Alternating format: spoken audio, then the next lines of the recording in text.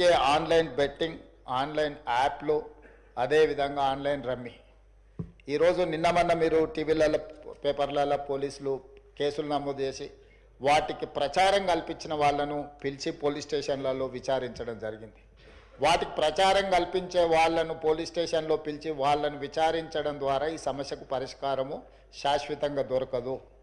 వీటిని నిర్వహించే వాళ్ళు, వీటిని ప్రమోట్ చేసేవాళ్ళు, చివరికి ఈ యాప్ల ద్వారా లబ్ధి పొందుతున్న వాళ్ళను వీళ్ళందరినీ పూర్తి స్థాయిలో విచారించి కఠినమైన చర్యలు తీసుకున్నప్పుడే ఈ సమస్యకు పరిష్కారం దొరుకుతుంది అధ్యక్ష. అందుకే దీన్ని పూర్తి స్థాయిలో విచారించాలంటే పక్క రాష్ట్రాలు, పక్క దేశాలలో కూడా విచారణ చేయాల్సిన పరిస్థితులు ఉంటాయి. అందుకే పూర్తి స్థాయిలో అన్ని అధికారాలు కట్టబెట్టే విధంగా ఒక స్పెషల్ ఇన్వెస్టిగేషన్ టీం ఏర్పాటు చేసి ఈ రాష్ట్ర ప్రభుత్వం వాళ్ళ మీద పూర్తి స్థాయిలో చర్యలు తీసుకోవాలని నిర్ణయం తీసుకున్నారు. తమ ద్వారా ఈ సభకు, సభ్యులందరికీ, తెలంగాణ సమాజానికి ఒక స్పష్టమైన ప్రభుత్వ విధానాన్ని మేము పంపించదలుచుకున్నాము.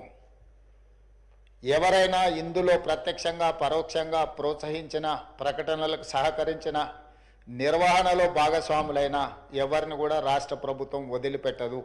ఈ రాష్ట్రంలో ఖచ్చితంగా ఇలాంటి సైబర్ నేరాల పట్ల కఠినంగా మేము వ్యవహరించడం జరుగుతుంది. రాష్ట్ర ప్రభుత్వం అప్రమత్తంగా ఉంటుంది, ఇలాంటి నేరగాళ్ల పట్ల కఠినంగా వ్యవహరిస్తుంది.